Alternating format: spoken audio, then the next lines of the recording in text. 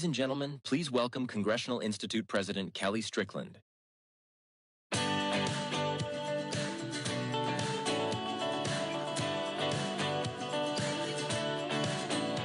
and gentlemen, please take your seats.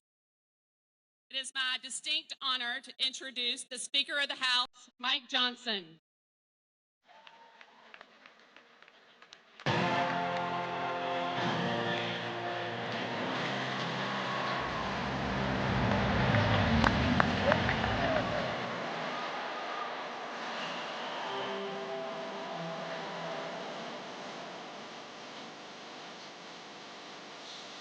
All right.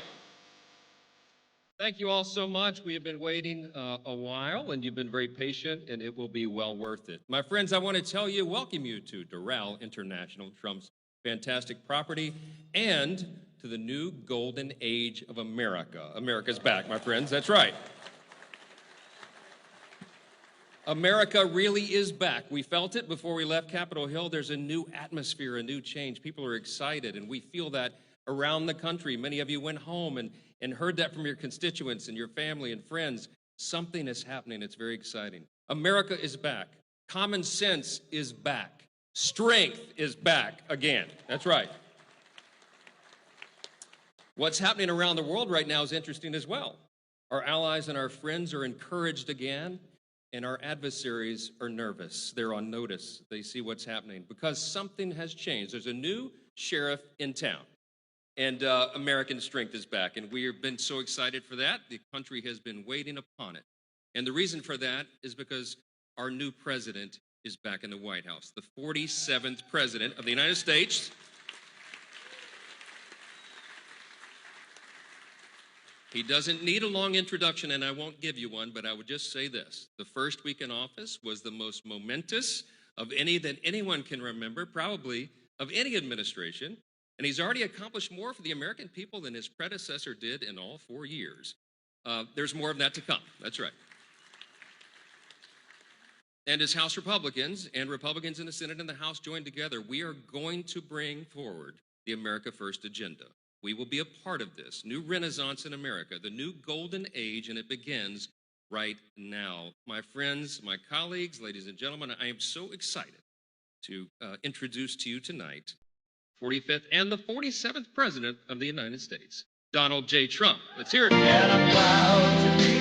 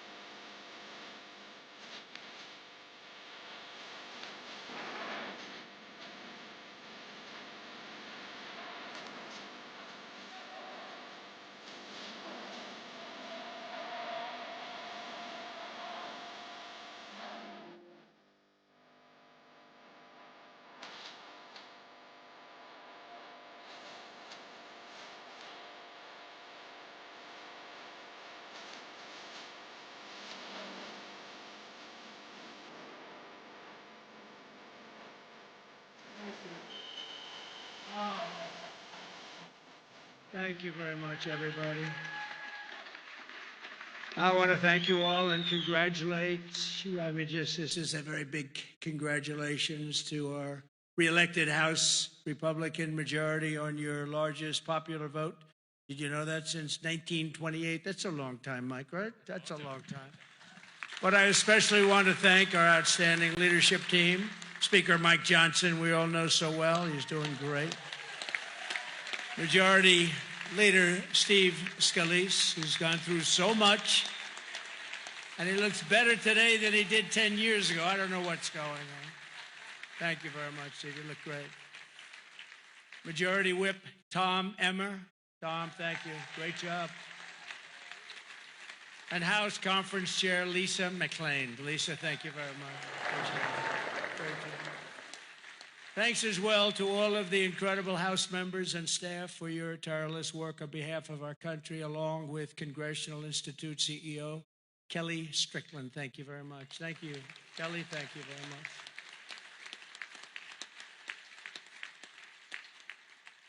So we have Kellyanne Conway. Nobody knows Kellyanne. Does anybody know? Where's Kellyanne? She's around. What? She's so good. She's a good person, too. A good person, too. And the mayor of Hialeah, I love this guy because he said, sir, we want to name a major boulevard after you. And he did it. Anybody that names a boulevard after me, I like him a lot. Esteban Bovo and Hialeah, mayor of Hialeah, thank you, wherever you may be. Esteban, where are you? Thank you. Thank you very much. Thank you. Great honor, actually. A lot of people come back from Hialeah. They say, they just named a road after you. I said, that's okay. The beginning, right? It's a start.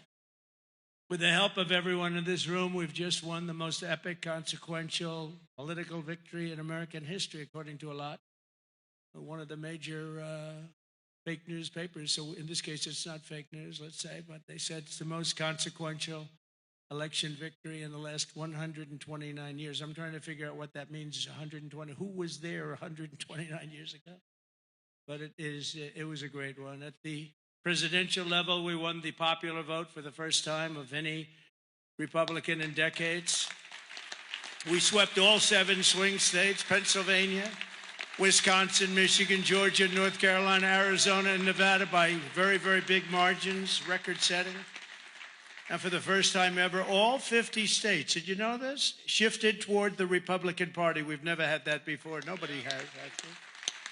It's never happened before. That's pretty good. You must be doing a good job, fellas. We won the largest number of African-American voters in Republican history, including 39% of black men, a record by a lot. So that's really nice. Thank you. And we won more Hispanic-American votes than any Republican ever. It's never won any, not even close. Look at that, Hispanic-American. We made historic strides with youth, men, women, urban, suburban, and rural voters. And in a political earthquake, yeah, sit down, just enjoy it. What the hell, we're going to be here for a little while. But in a political earthquake, we won a wave of support from labor unions, including massive numbers of auto workers, which gave us Michigan as an example. Think of that. We won Michigan easily, and we did tremendous with the auto workers. And an overwhelming majority of the rank and file membership of the Teamsters. The Teamsters were great. They showed up in droves, and we won them by a lot. Together, we're forging a new political majority that's shattering and replacing Franklin Roosevelt's New Deal coalition, which dominated American politics for over 100 years. That's what we're doing. And what Mike said before, common sense. It is a little bit of common sense. Maybe it's a lot of common sense. Under our leadership, the Republican Party has become the proud voice of hardworking American citizens of every race, religion, color, and creed. We become the party of the American dream and wealth creation for everyone, not just the rich. If we do our job over the next 21 months, not only will House Republicans be reelected and expand our majority in 2026, we will cement a national governing coalition that will preserve American freedom for generations to come. There has never been anything like what's happened in politics in the last few years. Never been anything like it. Everybody, people of religion, everybody is seems to be with us. I don't know how anybody could even vote for the other side. In many cases, they don't, but they do get credit for it. You'll have to think about that. I've raised a lot of money for the next race that I assume I can't use for myself, but I'm not 100% sure because I don't know. I think I'm not allowed to run again. I'm not sure. Am I allowed to run again, Mike? I better not get you involved in that argument. No, we raised a lot of money, a tremendous amount, and our teletown halls are something that's very special that nobody else is able to even contemplate using. We've gotten a lot of people elected with those teletown halls. We have 25, 30,000 people on just in a congressional area, and they win easy. It works for Elvis, the Beatles, and it doesn't work for anyone else, but it works for Trump. And we would have tremendous crowds on those calls, and I think I'll bet we got 35, 40 people elected because of the town halls. But I did say to them, and I said, this is the person that sort of has the rights to it, and he happens to be a great Republican. I said, this is the greatest invention. This thing is going to make a fortune. He said, no, it's not that good, actually, because it only works for you. He said, actually, sir, it only works for you because somebody else they're not picking up. So I'm honored to have that privilege, and I used it carefully. But we've done a lot of the teletown halls for people, and I don't think we've ever lost one, right? It's hard to lose one, even if you only get 5,000 or 6,000 people on a congressional race. But we've done them for states, we've done them for governors, and we've done them for senators. And we did a couple countrywide. I did a couple for myself countrywide. They're absolutely amazing. And we got the message out through that and lots of other means. We even got it out through TikTok. Has anyone ever heard of TikTok? I have a little bias toward TikTok right now, I have to tell you. So we won youth by the largest margin, no Republican. We generally don't win youth. We won by 36 points. Can you imagine that? And I think TikTok had something to do. So pardon me if I'm I became a little bit jaded toward TikTok, but we'll see what happens. We're going to have a lot of people bidding on it. And if we can save all that voice and all the jobs, and China won't be involved. I don't want China involved, but we'll see what happens. We'll see what happens. But over the past 7 days, my administration has been moving with urgency and historic speed to reverse every single disaster of the Biden administration. By the way, the guy was a disaster, okay? We want to be nice, and he's probably not listening right now because it's a little late. But, I don't want him to listen. I don't want to say it. I feel badly. I was, making the inauguration speech, and I'm saying all the bad things, and he's sitting like right here. I'm saying they were a horrible administration. They didn't know what they were doing. They were grossly incompetent. I got a guy sitting right next to me. It's not that easy to do, even though he didn't understand what I was saying. He really did. And deliver on the mandate that we've been given by the American people. In a single week, I've taken over 350 executive actions. We've signed 300, and who ever heard of that one?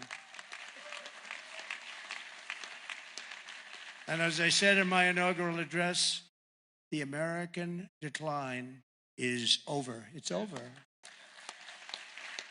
The golden age of America has officially begun, and I think that's a good thing for us to talk about, the golden age and the American dream. I think it's a good thing because people haven't been talking that way for a long period of time.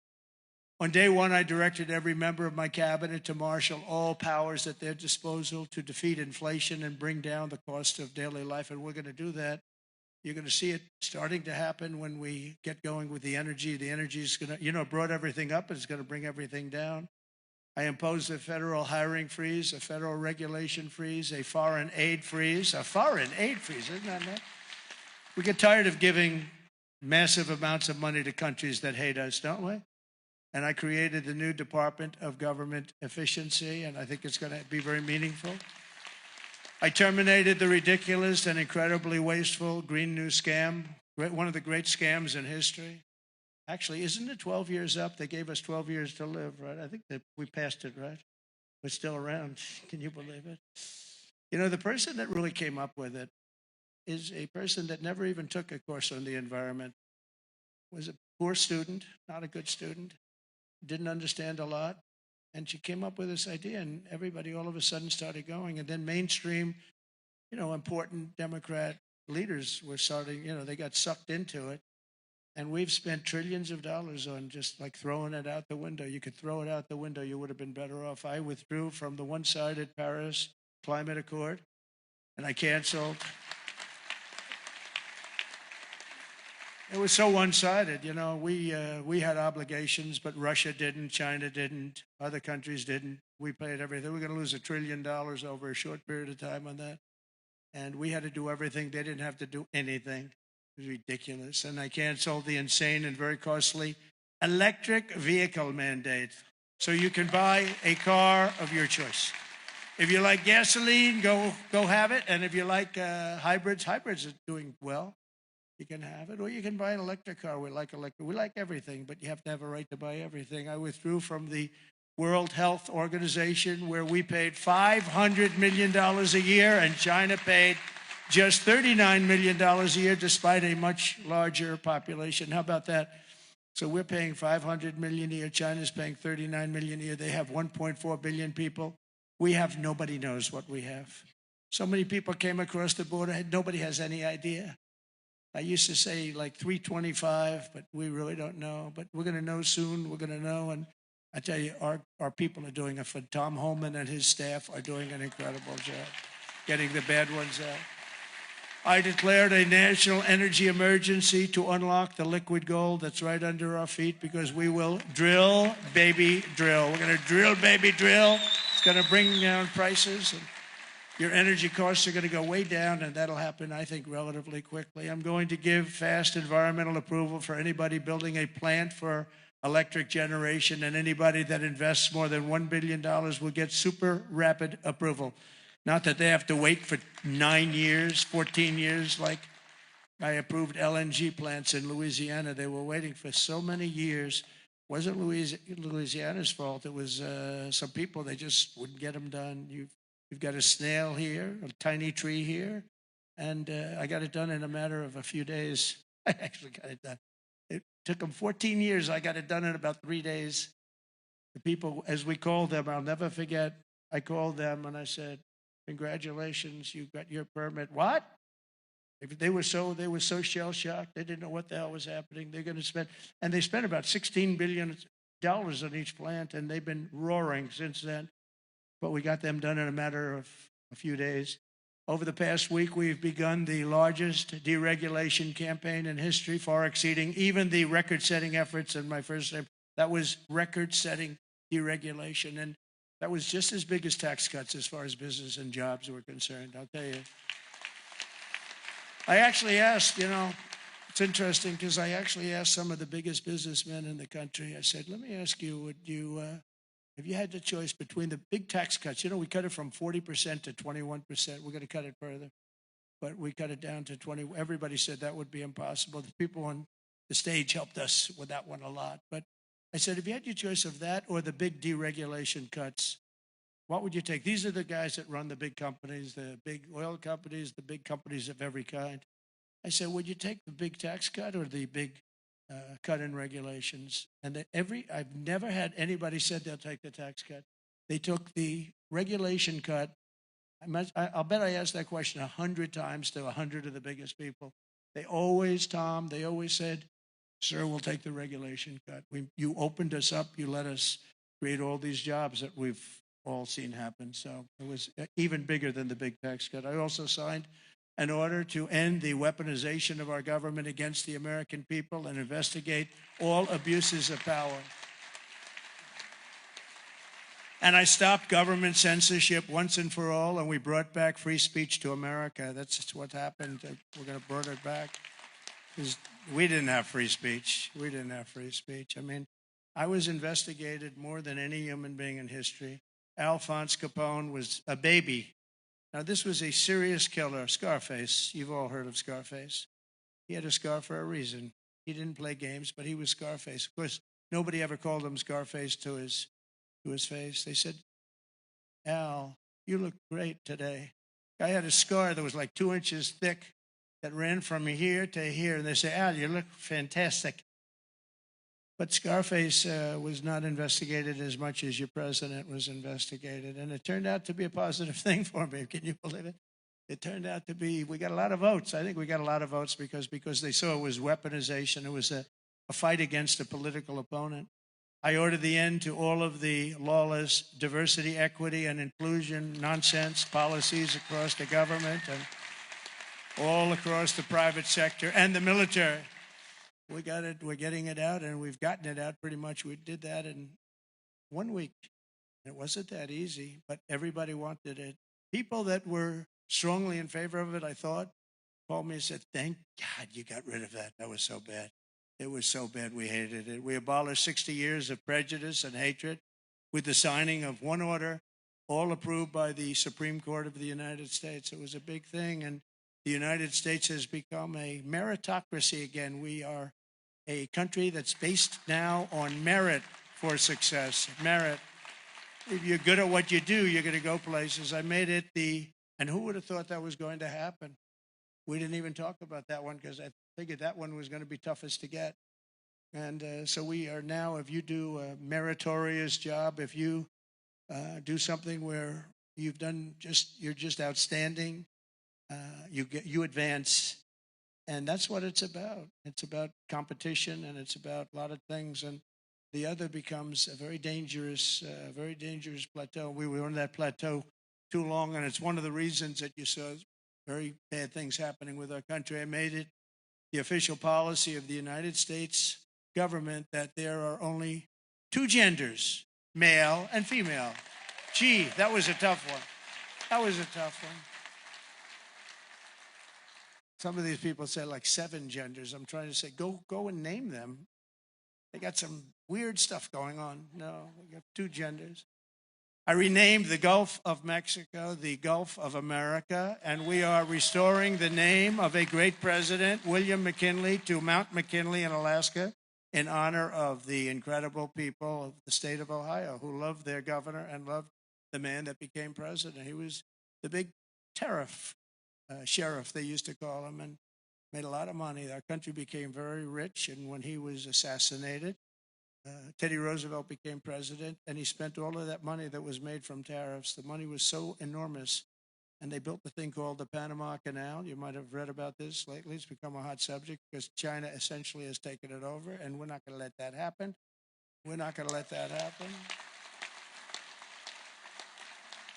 It was the biggest investment to this day ever made by the country. In other words, if you bring it up to modern day numbers, we spent money that we've never spent anything so much. We've never had so many people die. 38,000 people died building the Panama Canal 110 years ago. And they gave it away for $1. It's also one of the most profitable things ever built. You know, ships are lined up back to Florida trying to get through. We're not gonna let that happen. Wasn't the deal. We didn't give it to China, gave it to Panama, sort of, I guess. But they haven't behaved properly. Perhaps most importantly, I declared a national emergency to stop the invasion of our southern border. We're going to stop that invasion. We've already done it. And today in Tijuana, you probably saw, I got a call from Tom Homan and some of the people. They said, sir, it's unbelievable. There is nobody. You have this huge area. It's a gathering area. It's always been packed with these people. What they did to our country is so unbelievable. That they could do this to our country is so horrible. But he said there's nobody there. And then they actually put it on television. I got to see it. And it was literally not one person, this vast area where people stay there all day long and they just walk right into our country. They just unchecked, no way, no check-in for IDs like voter ID. They don't want voter ID because they want to cheat. They wanted these people to come in because they want to cheat too. But who could allow this to happen? But there wasn't one person standing in this massive an area that's like 5 football fields that was packed for years under these horrible people that wanted to kill our country. We halted all illegal entry. We have successfully ended catch and release, and we're deporting 100% of all new trespassers apprehended at the border, and nobody's coming in, and nobody's coming now because they know they're not going to be able to come in. So we've really stopped something that was very, very serious. But we have to get the bad ones out. We have many murderers, many very bad people in our country that they've allowed because of a ridiculous, actually stupid, open border policy. I've also deployed troops to the border, and for the first time in history, we're locating and loading illegal aliens into military aircraft and flying them back to the places from which they came. And very importantly, America is respected again. We're respected again. Isn't that nice? You know, after years of laughing at us like we're stupid people. And as you saw yesterday, we've made it clear to every country that they will be taking back our people that we're sending out, the criminals, the illegal aliens coming from their countries. We're taking them back, and they're going to take them back fast. And if they don't, they'll pay a very high economic price, and we're going to immediately install massive tariffs. It'll be placed on them and other sanctions, but the tariffs, I told you, most beautiful word in the dictionary. I also told you that I said that the first time and I got just absolutely decimated by the fake news, you know. I said it's the most beautiful word, and the fake news said, what about religion? What about God? What about love? So now I say it's the fourth most favorite word in the dictionary. It's God, love. It's all these other things, but I say number 4, but God, love, religion, tariff, fourth. Another couple of weeks, it'll be like 10. Hopefully it's going to stay in the top 10, but the fake news went after me, Tom, because I didn't say for the first 3.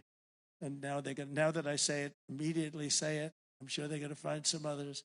Throughout the week, the heroes of ICE have been hunting down and arresting hundreds of illegal alien criminals per day, including those with charges and convictions for rape, child sexual assault, terrorism, and even murder. Many murders in the crowd, and many of these murderers have committed far more than one murder.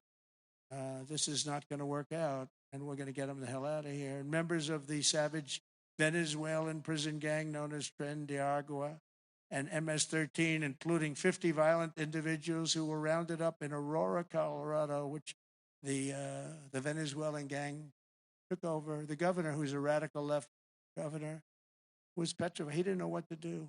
He said, no, it's not that bad. They've only taken over a couple of apartment houses. See, they went into the real estate business. They did it unconventionally. They did it with guns. We have to go out and borrow or use cash to buy. They just did it with guns. They took over. He said, no, it's not that bad. They only took over a couple of buildings. We're tracking down the illegal alien criminals. We're detaining them, and we are throwing them the hell out of our country. We have no apologies, and we're moving forward very fast. They're very dangerous people. They're very dangerous people. They're violent people. I used to say these are more violent than our criminals. In fact, the best part about them is they make our criminals look quite nice, actually, by comparison. They are very violent people.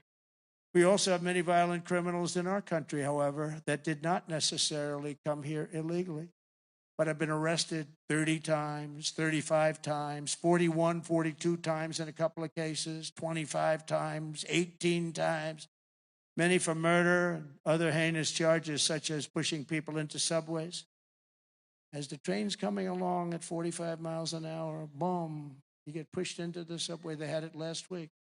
Hitting them in the head with baseball bats while they're not looking, punching old ladies in the face, knocking them unconscious and stealing their purse. They even break into apartments and rape elderly women and beat up elderly men, beat them to hell. And I don't want these violent repeat offenders in our country any more than I want illegal aliens from other countries who misbehave. And I say, and this is subject to getting it approved, but if they've been arrested many, many times, they're repeat offenders by many numbers, I want them out of our country. I also will be seeking permission to do so. We're going to get approval, hopefully, to get them the hell out of our country along with others. Let them be brought to a foreign land and maintained by others for a very small fee, as opposed to be maintained in our jails for massive amounts of money, including the private prison companies that charge us a fortune. Now, let them be brought out of our country and let them live there for a while. Let's see how they like it. You'll see crime all over the country dry up. Essentially, that's what Venezuela and other countries are doing. They're getting rid of their criminals and putting them into the United States of America. And their crime is down by almost 80%. We're going to restore law and order in America, and we want to bring back the death penalty for these horrible people that kill people. They kill people. It's always a tough thing to say because I don't like it. Nobody likes it. But if you don't do it, we're just looking for trouble. I spent a lot of time with President Xi, and I'll never forget in my first meeting, I said, you have a drug problem. No, we have no drug problem. Why is that? quick trial. What is quick trial? Quick trial is that we try the person that sells the drugs immediately. And at the end of the day, we execute that person if that person is guilty. We have no drug problem whatsoever. And that's the most severe case. But wherever you have no drug problem, you have the death penalty. So, and drugs causes a lot of the crime. A lot of the crime in our country is caused by drugs. It's a terrible situation. Comes through the southern border. Most of it is fentanyl coming in from China. And, it's very interesting. China, when I was with President Xi, I had a deal worked out with him that they were going to give their maximum punishment, which is the death penalty, to anybody making fentanyl and sending it into the United States. Then we had a very unusual result in an election. We had a rigged election. We had a very unusual result, and that went nowhere. It was all set to be, he would have absolutely done it. He was ready. We shook hands on it, and then Biden, of course, didn't follow it up. He didn't follow anything up. But if that would have happened, you would have had a lot less fentanyl deaths, I can tell you. You would have had very little fentanyl coming into the southern border. Last week, I also signed an order that will designate the cartels as foreign terrorist organizations. That's a very big designation. And as we are fighting hard to get birthright citizenship or automatic citizenship for the children of illegal aliens, that's another way. It's automatic citizenship for children of illegal aliens. That's the other term that they use, which is actually more accurate, more understandable. And it's ridiculous. We're the only country that has it, and certainly the only country that has it to that extent. And it wasn't meant, if you look, it was really meant for children of slaves. This is when it happened. The children of slaves, it was not meant for everyone to come into our country by airplane or charging across the borders from all over the world and think they're going to become citizens. It's not meant for that. It wasn't meant for that. And hopefully at some point the courts will understand that without having to go through a whole big deal. This was meant for the children of slaves. And look at the timing of it and you'll see. And I hope judges will understand that.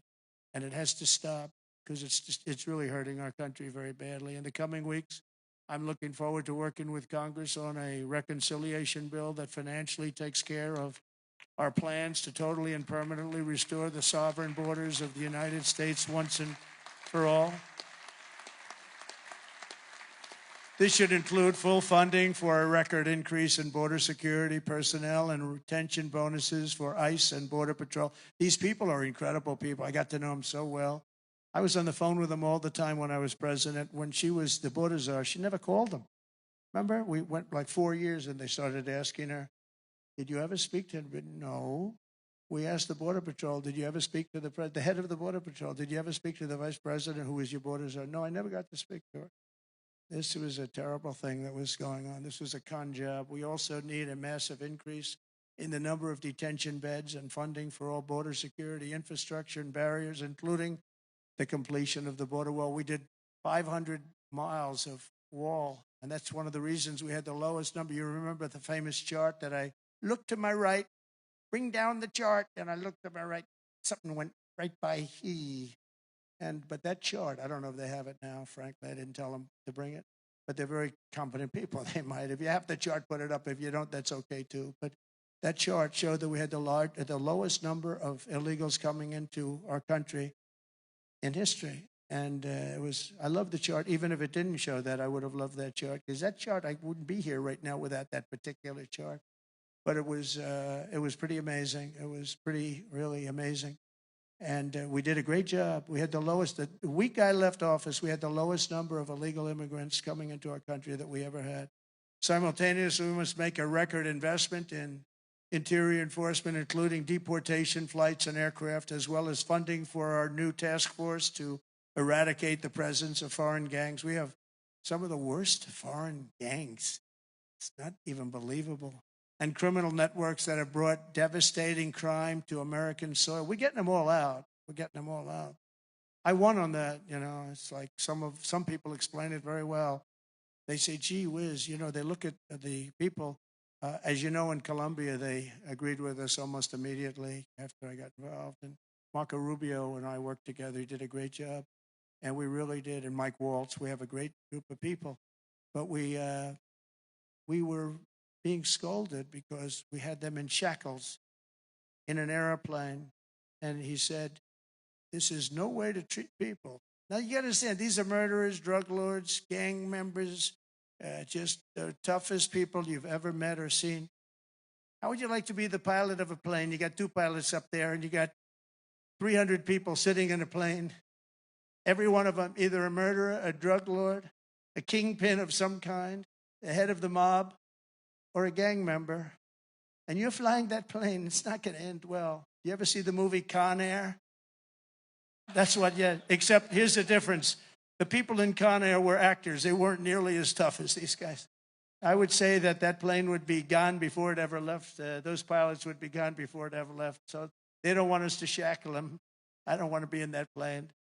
I want to thank every Republican House member for voting to pass the Lake and Riley Act, the first enforcement only bill that's been passed in 3 decades.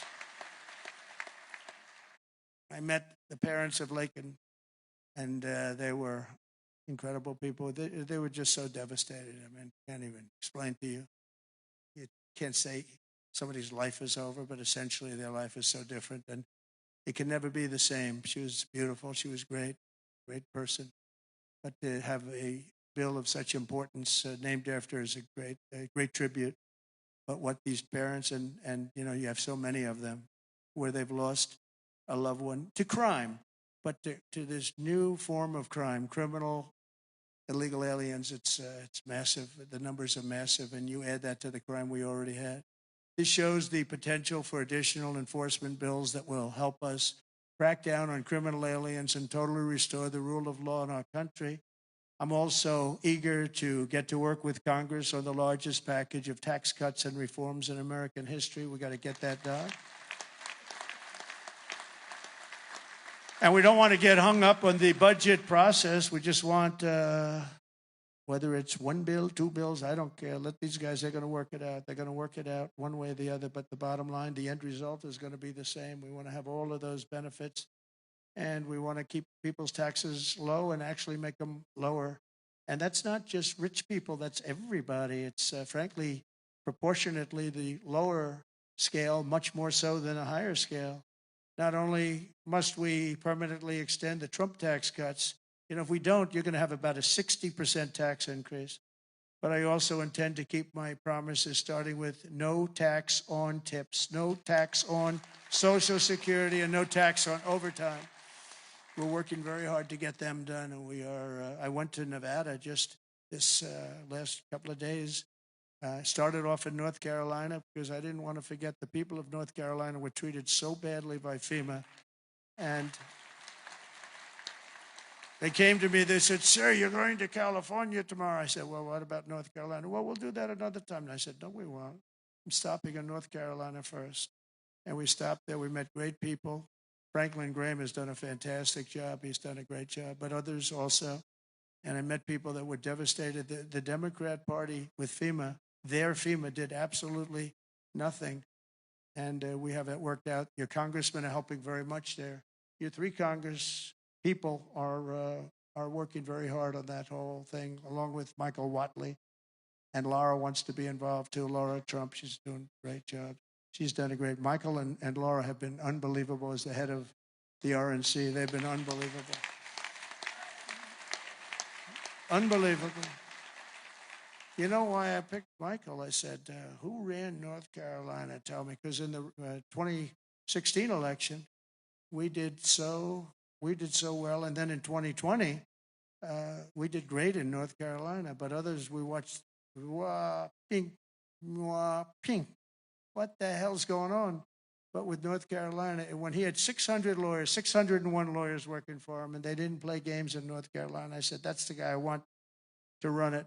And Michael Whatley has done an unbelievable job, and he worked with Laura so well. She comes from that state, from North Carolina. They've done such an incredible job. So thank you very much. I want to just thank you in front of leadership. Incredible. And I really don't want to give him another job, to be honest. That's the most important job. He said, "Sir, I'll go anywhere." I said, "I don't want you to go anywhere. I want you to stay where you are. We'll give you plenty of money to get the job done, right? But we don't want to lose it." I mean, he's really he could do anything, actually, but he's a very talented person. There's nothing more important because we have to win in 2 years or we have to win in 4 years. There's nobody better to head it up. So thank you very much, Michael, and really stand up. We're just an incredible job. Really amazing. I wanted to save that for leadership because I say it all the time. People don't know what the hell I'm talking about, but leadership knows what I'm talking about. And it's really incredible. The two of you as a team are unbelievable. Our administration will also be working to implement the Make It in America plan that I outlined very successfully in my campaign. You know, I think my campaign, I really focused on the border more than anything else. A lot of people said the biggest thing was inflation and the economy, and then maybe the border was third. I always felt the border was first because I felt that people could really understand that you can't have people pouring in from the prisons all over the world and from mental institutions all over the world and dumped into our country. So I talked about that much more so than I did inflation. I mean, inflation was terrible. It was the worst. I think it was the worst in the history of our country. But you can only talk about it so long. You know, the price of apples doubled, the price of bacon is quadrupled, everything is a disaster. And you say it, and then what do you do? With this, I could give examples of what they're doing to destroy our country, and I felt it was the strongest thing. You know, it's funny, in 2016, I won on the border.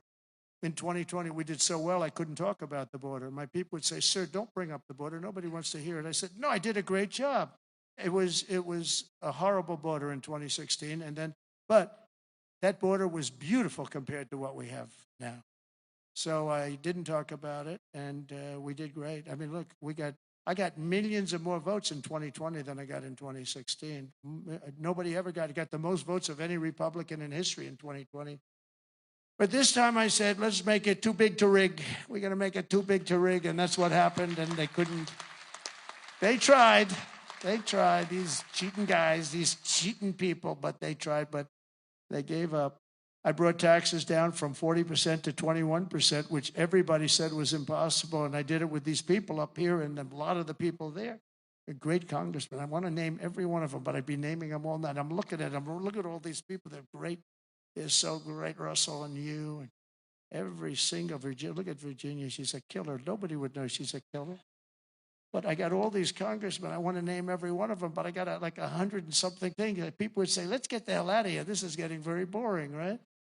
But I will tell you, as a group and individually, they're incredible people. Every one of them I like, although every once in a while, if somebody votes against me, I don't like him for a little while. But we like every one of them. And this guy has the ability to get along with everybody, which he has to when you have a majority of really 5. You know, they say 1, but it will be. But right now it's 1. I want to make him sound a little bit. But he has an ability to get along with people, and he's very smart, very tough. But everyone likes him because he's a high-quality person, very religious person, and he's a high-quality person. You know, we have other guys here, and I know that everybody likes them, but they're like, one of them in particular, I love this guy so much. I won't name him because I don't want to embarrass him, but I don't know if he'd be happy or not happy, but he's very, very strong, very, very popular, but he has 36 people that won't vote for him. It's 36. That's not a lot. That's a small percentage. Tom is incredible, but Tom has a couple of people that probably have been beaten badly and beaten up. You beat up some people badly, and it's a little tougher. But he's done an unbelievable job. I've become friendly with him. I didn't really know him. And over the last year or so, I've become friendly. He's incredible. He's an incredible leader. You really are. But you have a couple of people that maybe more than one. Let me put it that way. They all love him. Your wife loves you. That I can tell you. He's got a great. Where are you? Where are you? Stand up, please. Just stand up. Come on. What a great wife and family. It's true. Thank you. She is a great. Look at her. She's very popular, isn't she? Huh? She's great. More than you. You're very popular.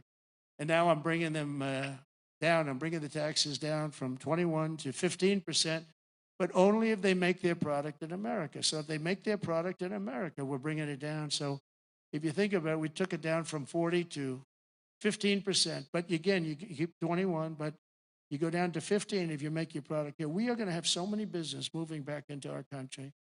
And remember, again, the word tariff. We're going to protect our people and our businesses, and we're going to protect our country with tariffs. And you got a little indication of that yesterday with what happened with a very strong country. Colombia is traditionally a very, very strong-willed country. If they don't make their product in America, then very simply they should have to pay a tariff, which will bring in trillions of dollars into our treasury from countries that never paid us 10 cents. We're not going to let that happen. We're not going to let them destroy our country. In the words of President McKinley, who is the tariff king, the protective system invokes the highest law of nature, that a self-preservation, and that is self-preservation. There is every reason founded in justice why the American producer should in every way be favored against a foreign producer whose products compete with his. This is our natural market. We have made it. We have made it at enormous cost, capital, and exertion. And think of this. And we did that through exertion and brain and muscle and guts and stamina. We preserved it against foreign wars and domestic conflicts at great sacrifice of men and women. The foreign producer has contributed nothing to the growth or development of this country. So if you want to share with the citizens of the United States our home market, then you must pay for the privilege of doing it. In other words, you have to pay for the privilege of coming into our country, taking our jobs, taking our product, destroying our countries. We mentioned North Carolina, the furniture business, what they've done to these great artisans. I used to go down to North Carolina all the time to buy furniture for hotels that I was building. And they had the most incredible artisans. That whole thing was wiped out by China mostly, but others, and just wiped out. But it's going to come back. It's going to come roaring back. It's all going to come roaring back. We're going to put tariffs on outside countries and outside people that really mean us harm. They want to, well, they mean us harm, but they basically want to make their country good. Look at what others do. China's a tremendous tariff maker, and India and Brazil and so many countries. And so we're not going to let that happen any longer, because we're going to put America first. Always put America first. That's what's going to happen. We're going to establish a very fair system where money is going to come into our coffers, and America is going to be very rich again, and it's going to happen very quickly. It's time for the United States to return to the system that made us richer and more powerful than ever before. You know, the United States in 1870 to 1913, all tariffs, and that was the richest period in the history of the United States, relatively speaking. In other words, relatively. And they set up the Great Tariff Commission of 1887, and this commission had one function: what to do with all the money that we took in. It was so enormous that they had no idea. It was a blue ribbon committee. It was set up 1887, and what to do with all of the money that we had. And again, Teddy Roosevelt was a beneficiary, because when McKinley was killed, he took over this vast sum of money, and he did all of those national parks and all of the other things. And I'm not knocking him, but he was given a vast amount of money. And that was all made through tariffs. We had no income tax. The income tax came in 1913. As I said in my speech last week, instead of taxing our citizens to enrich foreign nations, we should be tariffing and taxing foreign nations to enrich our citizens. Does that make sense, right? Under the American First economic model, as tariffs on other countries go up, taxes on American workers and businesses will come down, and massive numbers of jobs and factories will come home. The job creation will be enormous. In particular, if you look at the automobile sector, I mean, we're just being wiped out. You just take a look at what's happened to that over the years. And the auto workers voted for me. I have an obligation to do what's right, and I'm going to do that. You know, in Mexico, they were going to build the largest auto plant anywhere in the world. And it was during the campaign, my most recent campaign. And a very great gentleman, all he does is he builds auto plants. He was building this factory. And I said, how's it going? I said, I want to go around and take a look at one of your factories that you're building. One of the big ones, one of the good ones. I said, okay, are you ready? When are you going to do this? Is 9 months ago. He said, you'll have to go to Mexico. I said, what about the United States? He said, we're putting up a couple, but they're small. He's the biggest guy at doing this. He said, in Mexico, they're building massive automobile factories. I said, you mean they're doing it? And who's the owner of the factories? He said, mostly China. One in particular is massive and built fairly close to the border. So they were going to build cars and send them into the United States for no tax or very little tax and destroy Detroit, just destroy the rest of it, what's left of it, because they've already taken, Mexico's taken 32% of our business over years, over 30 years. And the other one is Canada. Canada's taken massive amounts of, they send us millions of cars. We don't need them for that. We want to have the cars made in Detroit or South Carolina or many other locations, whether it's union or not union. But I said to him, so when is this plant going to open? He said, well, we're going to start it in a couple of months, and it'll be open in about a year and a half. It's the largest plant in the world. I said, I'm not happy with that. And I said in my next speech that I am going to charge them, if it takes 100% or 200%, no car is coming in from Mexico into the United States without a massive tariff. And I said it 3 or 4 times. And what happened is about 2 months later, I see that same gentleman who was in the audience, and I said, I want to see him backstage after I'm finished with the speech. And I met him backstage. I said, John, let me ask you, what happened with that plant? Where is it now? He said, sir, China's canceled it. Why? Because they think you're going to be elected, and they thought you were going to charge big tariffs on the cars coming in, and it doesn't work if you're going to charge. So they canceled the plant, and Detroit now will breathe, and we're going to do just the opposite. We're going to have these companies come in, and they can build that plant if they want, but they have to build it across the line. They have to build it in the United States. Amazing. Amazing. We did so many things, and we weren't even elected yet. That would have been a disaster. If that plant were built, it would have been a disaster. That would have wiped out. That was bigger than most of the factories put together, the auto plants put together. In particular, in the very near future, we're going to be placing tariffs on foreign production of computer chips, semiconductors, and pharmaceuticals to return production of these essential goods to the United States of America. They left us and they went to Taiwan, which is about 98% of the chip business, by the way. And we want them to come back. And we don't want to give them billions of dollars like this ridiculous program that Biden has. Give everybody billions of dollars. They already have billions of dollars. They've got nothing but money, Joe. They didn't need money. They needed an incentive. And the incentive is going to be they're not going to want to pay a 25, 50, or even 100% tax. They're going to build their factory with their own money. We don't have to give them money. They're going to come in because it's good for them to come in. They're giving them money. They don't even know what they're going to do with it. I had people tell me, we have no idea. We didn't need money.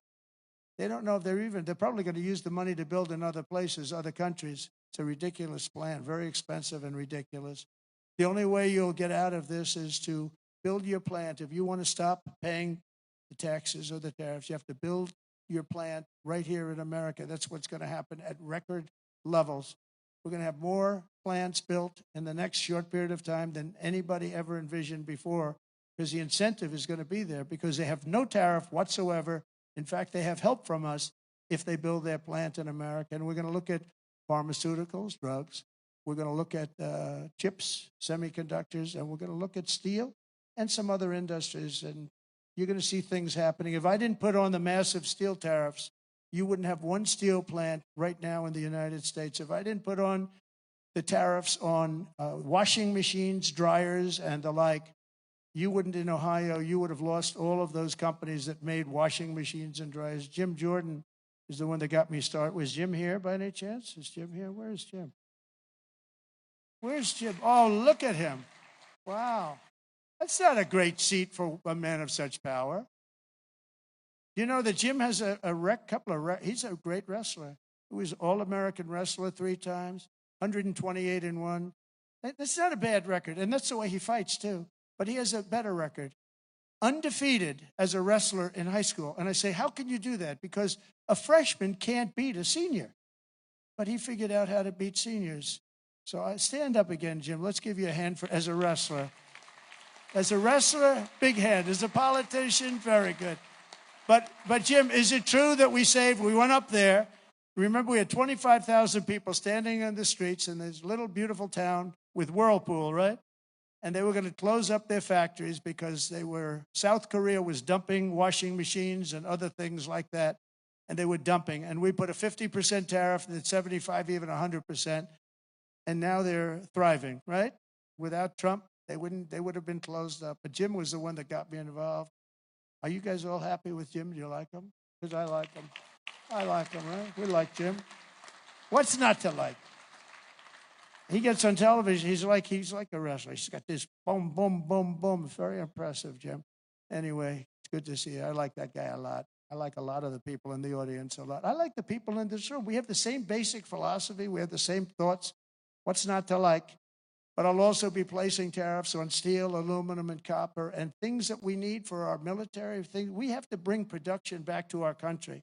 You know, there was a time when we made one ship a day, and now we can't build a ship.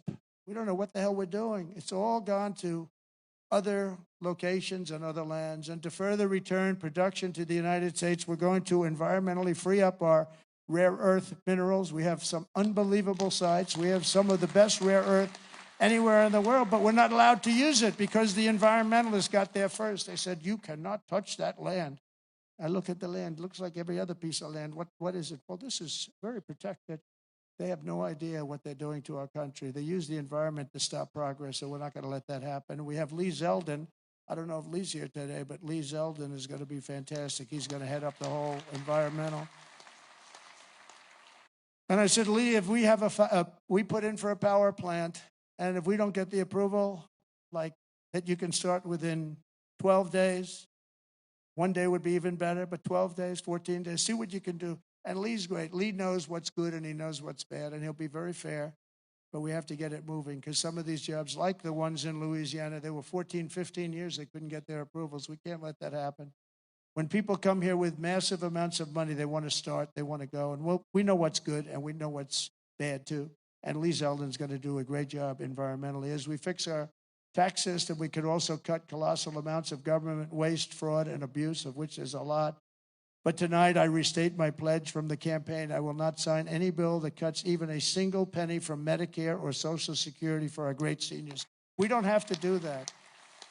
We don't have to do that. We'll not touch those benefits in any way, shape, or form. I want to use that because during the campaign, they had these fake ads that Trump is going to cut Social Security. No, they're the ones that are going to cut it because the country's going to go bankrupt under them.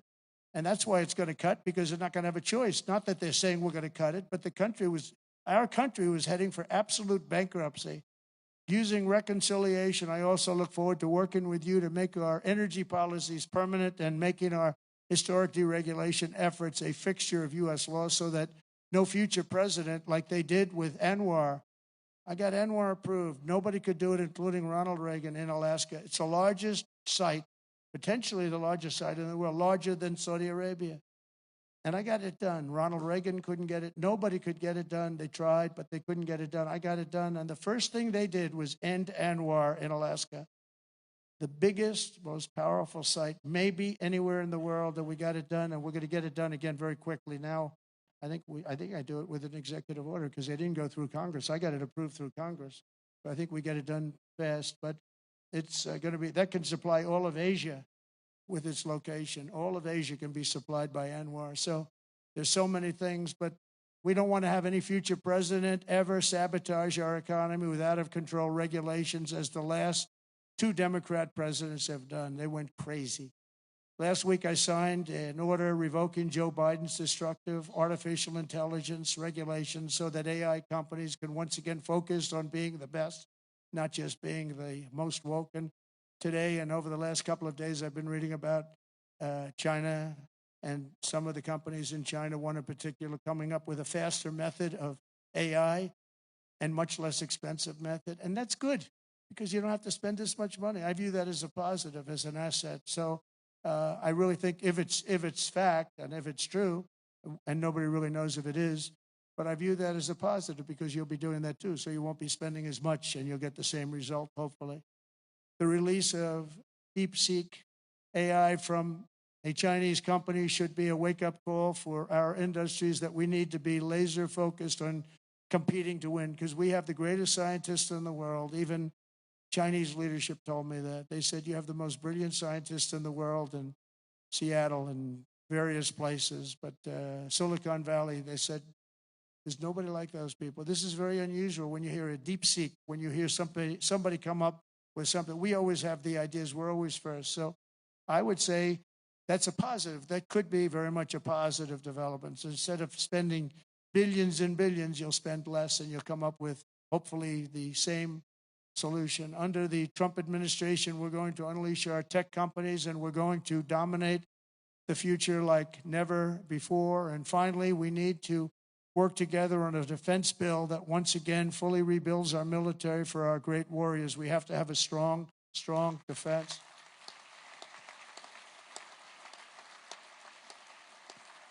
And in a little while, I'll be signing 4 new executive orders. First is that I'm directing our new Secretary of Defense, Pete Hegseth, who's going to be great, by the way. Thank you for the support.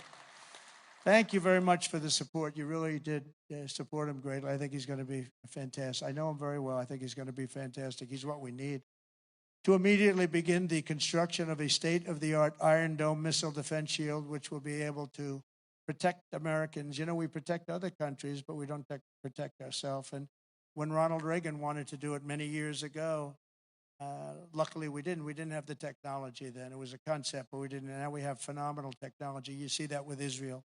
We're out of 319 rockets. They knocked down just about every one of them. So I think the United States is entitled to that. And everything will be made right here in the USA, 100%. And next, to ensure that we have the most lethal fighting force in the world, we will get transgender ideology the hell out of our military. It's going to be gone. In addition, we will stop our service members from being indoctrinated with radical left ideologies such as critical race theory. We're going to stop it. It's already been stopped. It's already been halted, totally halted. And finally, we will offer full reinstatement to any service member who was expelled from the armed forces due to the COVID vaccine mandate. And we will restore them to their former rank with full pay. And I think we're going to have a lot of people that join. And one thing I'll say, if you looked at our recruitment over the last week or so, 2 weeks, it's through the roof. You know, we were having a lot of people weren't signing. We were having a hard time recruiting people because they were looking at these people that they were supposed to be their leaders, and they weren't happy. They didn't like people that fall going upstairs. If you're going to fall, at least go downstairs from the plane. That triple fall. I used that thing in more ads. I didn't have an ad where I didn't put that in. Just a little quick 1, 2, 3. Reminded me of Joe Frazier when he went down, right? George Foreman, Joe Frazier. 3 falls in a matter of seconds. I said, can you speed it up a little bit? People are getting tired of it. But no, we have now the best recruitment we've seen in a long time. There's a tremendous number of people wanting to sign up. January 20th, 2025 was a turning point in American history. Starting last week, we're ending years of incompetence, radicalism, and betrayal. And we're ushering in the most exhilarating era of reform and renewal in the 250-year history of our country. And just in conclusion, I just want to say that this has been a very exciting and will be a very exciting new chapter. There's nothing we cannot achieve as long as the Republican Party remains united. I hope you can remain united.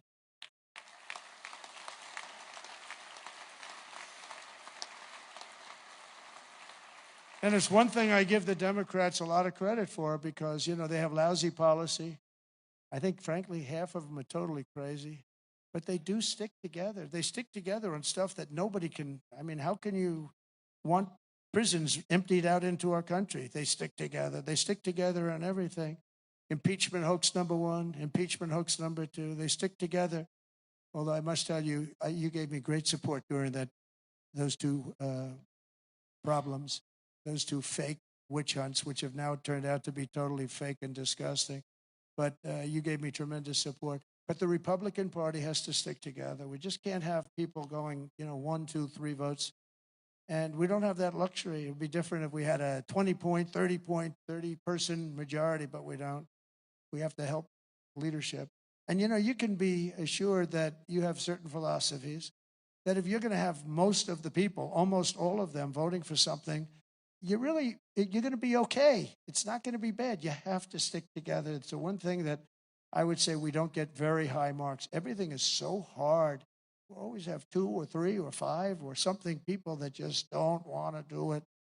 And you just got to do it. You just got to do it. Make life easy. Just got to do it.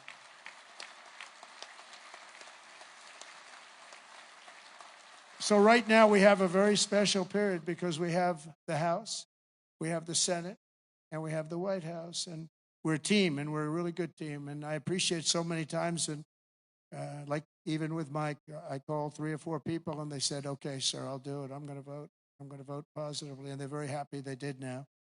But when I called, we've gotten such a great response. We just had that happen with Pete Hegseth, and we have it happening with others. But we really appreciate it with the House. The House has been, it's a very difficult situation when you have that small a majority. But in a certain way, it brings you together. It actually can unify more than anybody would ever know. And a victory is sweeter, as they say, because of it. And I think we're going to have a lot of victories, but we have to stick together. We have to work together. We have to fight together. And we're going to win together. We're going to win like never before. We have a chance to win like never before. As long as we stay united, the 119th Congress will be remembered as the most successful and accomplished Republican majority in American history. I believe that. I think we have a chance of doing it. Right? And in January 2027, we will have a larger Republican House, a larger Republican Senate, and our country will be richer, safer, stronger, prouder, greater, freer, and ever before. I really think that we're going to have some big victories coming up, and I'm going to be helping every single one of you. I'm raising a lot of money, and I want to use it for the House, and I want to use it for the Senate. Raised a lot of money. And, I told my people, we raised $1.7 billion. They raised $2.6 billion. They have the unions with, checkoffs, which is always tough, $10 a month times millions and millions of people. And then we won, and we won by a lot. And they wanted to go out, and they still haven't raised it. They're trying to raise $28 million. They cannot raise 10 cents. It's good to win, I will tell you. It's really good to win, but they can't raise money. But I told my people the morning after. Now, normally, because we have so many donors here and so many people that I love and respect, a lot of great friends of mine, but I told my people, Meredith and Susie, by the way, how good is Susie, the Ice Maiden? Where is the Ice Maiden? She is so great. She is so great. Stand up, Susie. The Ice Maiden, ladies and gentlemen.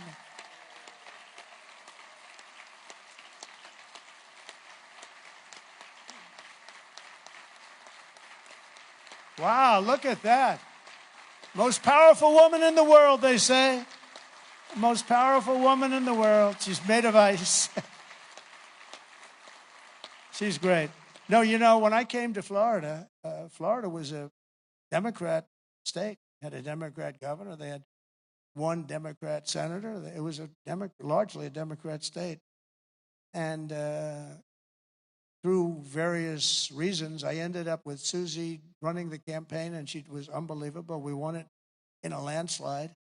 And then the second time, we won it in an even bigger landslide. And when it came time to choosing somebody to run the campaign, the whole campaign, I said, what about Susie from Florida? She never lost. I won every primary.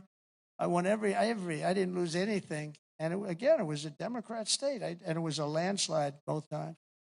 And all of the Republican stuff was almost like it didn't even exist. It was amazing. I said, what about Susie? Well, sir, a woman has never been in this position before. I said, really? Oh, by the way, we have Kellyanne Conway. She didn't do too badly either, right? She did a great job, 2016. And when it came time to chief of staff, do you know that there has never been a woman chief of staff? But there is now. There is now, right? I didn't know that. I'm so surprised. I'm very surprised. But it came time to running the campaign, and I said, well, I've never had a loss with Susie. She comes from great stock, Pat Summerall is her father. Pat Summerall was a football player, great football player, but a really great announcer, really the voice of the NFL for 27 years or something. He was great, and a leader. He worked with John Madden, and he was able to get John Madden to do things that nobody else could do. They'd say, Pat, John is really difficult. Now, John was a difficult guy, but he got big ratings, and he was good. And Pat would go up, come on, John, let's get this done. Come on. I know you don't like the heads of the company. Just they're paying you a lot of money. Come on, John, let's get it done. And he'd go and do it. And this went on for, what, 27 years, right? But he was a leader, her father. And, this is somebody that has the gene. I'll tell you, she's great. And she's done a fantastic job. So she was so good with the campaign. I said, let's let her do the campaign. And it was flawless. And again, I said before, we had her win a lot of votes because it's crooked as hell. And I hope you can go to voter ID and same-day voting and paper ballots and all of those things, because ultimately we'll never lose a race if you do that. I'm telling you, you'll never lose a race. And I hope you can get that. And that's said to the governors mostly, but you people have a lot of power over it. But Susie ran the race, and we did phenomenally. And then we just made her the chief of staff, and she's doing great. They say it was the greatest opening week in presidential history. And I think, couldn't be a hell of a lot better. Even CNN is saying, this guy is amazing. I couldn't believe it. I said, did CNN really say that? Because nobody watches, so nobody was able to confirm it. But it was pretty amazing. Oh, the camera just went off. It's always tough. Usually you get them by surprise. But I just want to thank everybody. We're going to make this tremendously successful. I believe we're going to have one of the greatest 4 years in the history of our country. We're going to turn it around quickly, and then we're going to go on and we're going to progress like nobody ever thought possible. And I want to thank these great 4 people because they really are leaders and they're phenomenal people. And I want to thank all of my friends in the audience, many of whom are congressmen and congresswomen and people that have just tremendous talent. Every single one of you, I know every one of you, and you have tremendous talent. And if we stick and if we fight together, there's nobody can stop us. We're going to have, because they have bad policy. Their policy is so bad. Nobody could win with this policy. Nobody. And we have the best policy. And again, as they say, and we say, and I've been saying for a long time, we're the party of common sense. And we're the party that's going to have the best 4 years ever. Thank you very much. Appreciate it. Thank you very much.